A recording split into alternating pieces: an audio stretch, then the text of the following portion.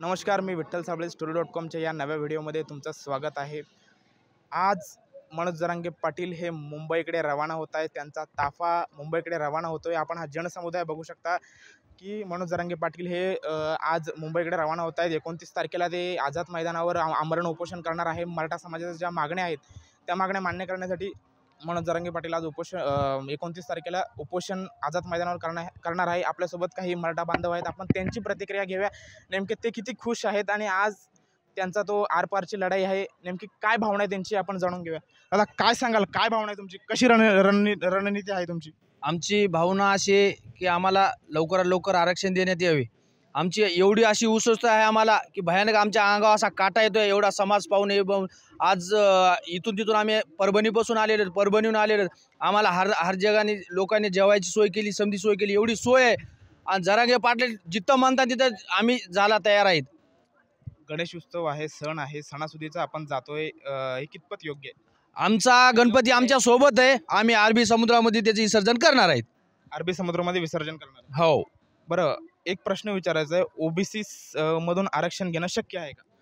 बघा, ते मी ते काही सांगू शकत नाही, पण आरक्षण आम्हाला लागते। आरक्षण लागते नाही का शक्य नाही? ओबीसी मधून आरक्षण का शक्य नाही असं सांगा ना तुम्ही। द्यायला पाहिजे ओबीसी मधून आरक्षण, कारण शेतकरी आता खूप मागास राहिलेला आहे। शिक्षणामध्ये, नोकऱ्यामध्ये आरक्षण द्यायला पाहिजे, हे आमचं म्हणणं आहे। शिक्षणामध्ये बस। काय नाव? आम्ही नांदगाव, परभणी। हो। बरं, सण आहे, गणेश उत्सवाचा सण आहे, तरी पण पाटलांनी हा निर्णय घेतला आहे, आमच्यासाठी चांगलाच आहे। अच्छा, काय सांगाल? गणेश उत्सव याच्यामुळं पण झालो आणि गणपती आमचा जे आहे ते सोबतच आम्ही डायरेक्ट मुंबईला विसर्जन करणार आहेत। कारण गणपती हे दरवर्षी येते, पण असं हे म्हणजे मुंबईला हे पाटलांनी सांगितले त्यामुळे मुंबईला आम्ही। बरं, तुम्ही खाण्यापिण्याची सोय कशी आहे तुमची? तुमचा मुक्काम जुन्नरमध्ये आहे। आजचा मुक्काम आमचा जुन्नरमध्ये होणार आहे। खाण्यापिण्याची सोय वाटण इथून तिथून सगळी सोय व्यवस्था आहे, सगळी मराठा बांधव आणि सोबत आम्ही सुद्धा आमच्या घरून सगळं खायची व्यवस्था आणली। जोपर्यंत जरांगे पाटील तिथं राहतील तोपर्यंत आम्ही तिथं बसणार आहेत। पण कोर्टाने पण सांगितलं, उच्च न्यायालयाने, की बाबा उपोषण सांगितलं इतके दिवसामध्ये का सांगितलं नाही कोर्टानं? या 2 दिवसामध्ये सांगितलं ना, बरोबर आहे ना? 2 दिवसामध्ये सांगितलं ना, अगोदर का सांगितलं नाही कोर्टानं? बरं, 2 वर्ष झाले पाटील आंदोलन करताय, परंतु सरकार काही भूमिका घ्यायच्या अंदाजात नाहीये का? आता सरकारनं द्यायला पाहिजे ना, एवढं कशाला पाहायचं? मराठा समाजाचं एवढं हे कशाला पाहायचं मागं? देऊन टाकायला पाहिजे आरक्षण। सोबत काय काय घेतलंय त्यामध्ये? सोबत आम्ही धान्य घेतलंय, ज्वारी, आपले गव्हाचं पीठ घेतलंय, तांदूळ घेतले, पोहे घेतले। इथं टाइम भेटेल तिथं आम्ही करून खाणार। पाटील जोपर्यंत मुंबईला, तोपर्यंत तुम्ही मुंबईला? आम्ही मुंबईला थांबणार आम्ही। शेतीचे कामं वगैरे? शेतीची कामं आम्ही आटपिलेत। 2 दिवसामध्ये फवारणी करून सगळे काम आटपून आम्ही एका घरातून एक दोन माणूस आलेला आहे आणि एका दोन घरी सुद्धा माणूस आहे आमचं। एक मराठा। तर हे बघू शकता, यांच्या घोषणाबाजी सुरू आहे आणि घोषणाबाजी यांची सुरू आहे।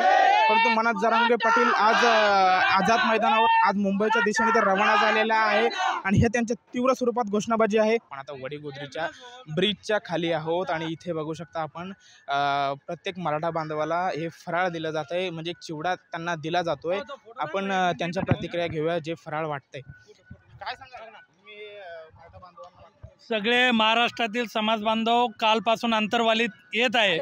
प्रत्येकजण आपापल्या परीने फुलाची पाकळी मदत करत आहे।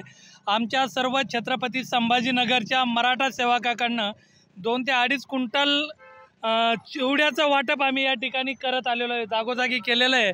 आणि आता इथं ज्या अंतरवालीमध्ये रात्रीचे समाज बांधव थांबले होते त्यांच्यासाठी आम्ही या ठिकाणी आता चिवड्याचं वाटप करत आहे। जेवणाची म्हणजे सोय काय? राहणे खाण्याची सोय कशी? आज तर तुमचा मुक्काम जुन्नरमध्ये आहे, इथून तुम्ही जाणार? प्रत्येक ठिकाणी जुन्नरच्या आसपासचे जेवढे काही मंगल कार्यालय आहेत तिथल्या समाज बांधवांना ते मंगल कार्यालय बुक केलेले आहे। एकाही मराठा सेवकाची गैरसोय होणार नाही याची काळजी घेतलेली आहे सर्व। आणि हे सर्व प्रत्येक समाज बांधव ज्या त्याच्या परीने करत आहेत।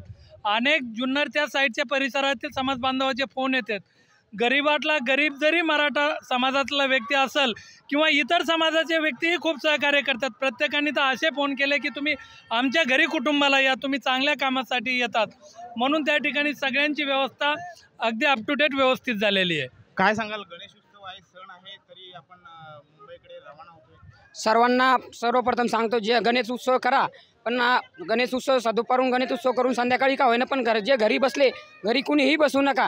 आम्ही सर्व आलेलो आहे, सगळे माहोल पाहत आहेत, मनोजदादा बी निघलेले आहेत. सर्वांनी घरातून एक का होईना, पण आज पाठ संध्याकाळपर्यंत सगळे घरून निघा, एवढीच विनंती करतो. पाटील 2 वर्षापासून आंदोलन करताय, सरकार गांभीर्याने घ्यायला तयार नाहीये. आता एवढा माहोल पाहून सरकारसुद्धा घाबरलेलं आहे. आम्ही तिथं रोख जाऊ तर ते देणार म्हणजे देणारच. आरक्षण घेऊनच येणार. आरक्षण घेतल्याशिवाय वापस येणारच नाही. आम्ही तिथे कितीही दिवस लागो, कितीही दिवस लागो, आम्ही तिथून उठणारच नाही. तर आपण बघू शकता इथे सुद्धा घोषणाबाजी सुरू झालेली आहे आणि हे मराठा बांधव अत्यंत खुश आहेत, कारण की त्यांनी शेतातले कामं सर्व आटपून हे मुंबईकडे रवाना झालेले आहेत. गणपती सुद्धा यांनी सोबत घेतलेला आहे. काही आंदोलक, आपण हा ताफा जवळपास 1 किलोमीटरच्या पुढे आहे, जवळपास 1 किलोमीटर हा ताफा, गाड्यांचा ताफा आहे. गाडीसोबत DJ वगैरे चालतोय. मराठा बांधव नाचतायत आनंदाने, कारण की हा त्यांच्यासाठी आरक्षणाचा मुद्दा हा खूप गांभीर्याने घेतला जातोय. पाटील आज मुंबईला निघाले आहेत. आजचा मुक्काम जुन्नरमध्ये आहे आणि 29 तारखेला ते आमरण उपोषणाला बसणार आहेत. आणि आपण यांच्याशी बोललो, यांचं असं मत आहे की आम्ही आरक्षण घेऊनच येणार. हा ही आमची आरपारची लढाई आहे. धन्यवाद.